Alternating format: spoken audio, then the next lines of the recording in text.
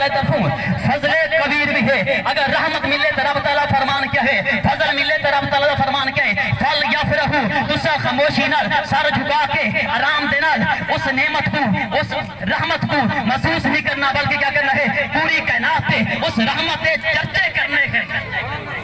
سبحان اللہ. چرچے کیوں کرنے ہیں؟ کیونکہ رب تعالیٰ دی سنت ہے. آؤ قرآن تو رب تعالیٰ دا ایک لیا انداز کلام دیکھنا چاہتے ہیں کہ جس ویلے درود دی باری آئیے رب تعالیٰ نے پہلے خود درود پڑھے, فرمایا ان اللہ وملائکتہ یصلون علی النبی, بے شک اللہ تے اندے ملائکہ درود پڑھتے نبی دوتے.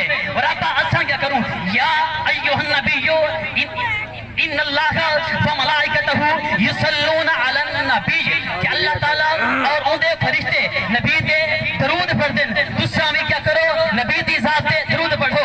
اے تے ہے درود دی گل. جس ویلے میلاد دی گل آئیے رب تعالیٰ نے قرآن پاک دے ارشاد فرمائے کیا کہ جس ویلے میلاد ہوئے آقا دا انہوں اساں کعبے دی چھت بھی جھنڈے لوا دیتن, مشرق میں جی جھنڈے لوا دیتن, مغرب میں جی جھنڈے لوا دیتن. درود پڑھنا ہے رب دی سنت, اساں سارے پڑھی کھڑے ہیں. اگر ہے حضور پاک علیہ السلام دی آمد رب تعالیٰ دی سنت جھنڈے لوانا, وال اساں جماعت دے سنت حق دے ہیں. دس رب تعالیٰ دے اس سنت کو پورا کی کھڑے ہیں. بے شک. وقت مختصر ہے کہ میں تم سارے کو گلہ کرنا چاہتا ہوں. اگر جماعت اہل سنت محفل تھی وے تسا اس محفل چاہو حضور دی شان سنو, حضور دا مقام سنو. ول جس ویلے نوچھے دی محفل تھی وے تسا اتھا بھی کہے بیٹھے ہو, اتھا کیا ہے حضور دے مقام دے اندر حضور دی شان دے اندر عیب جوئی کرن تا سنیاں پیدا حق نہیں بندا تے تسا خاموشی دے نال سر جھکا کے انہاں دے الفاظ سنے.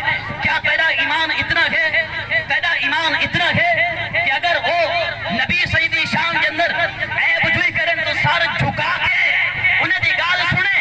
کیا تیرا ایمان, کیا تیرے صحابہ کرام دی اس وے سیرت دیکھو ایہو دسے دی ہے کہ جہاں نبی سیدی شان دے اندر عیب جوئی کرے تو سر جھکا کے سنی.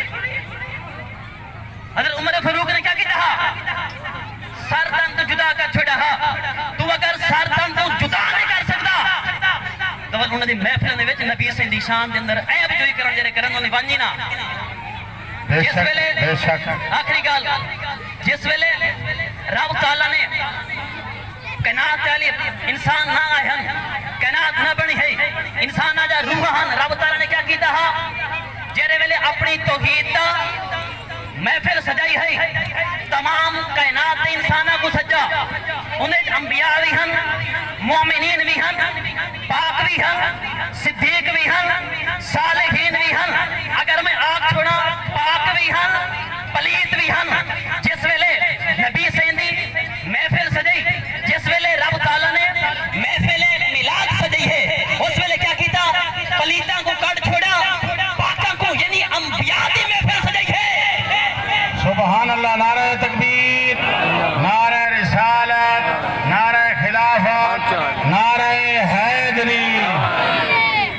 اگر اپنی توحید کا جلسہ کراوے, پاکاں کوئی سدے, پلیتاں کوئی سدے, انبیاء بھی ہومن, صلحاء بھی ہومن, شہداء بھی ہومن, مومنین بھی ہومن, صدیقین بھی ہومن, آکے ہاں میں تیرا رب ہاں, سارے بولو جی ہاں رب ہیں. تو جیرے ویلے محفل کراوے حضور دے میلاد دی, انہوں نے کہہ کو سدے صرف انبیاء کو, کہہ کو سدے صرف انبیاء کو, یعنی کہ کیا ہے رب تعالیٰ دا اصول ہے. جس ویلے اپنی توحید کروے دے انہوں نے تمام کو اجازت دے دے کہ جس ویلے نبی سیندی شان دی محفل سجے دے صرف پاکاں کو دعوت دے دے.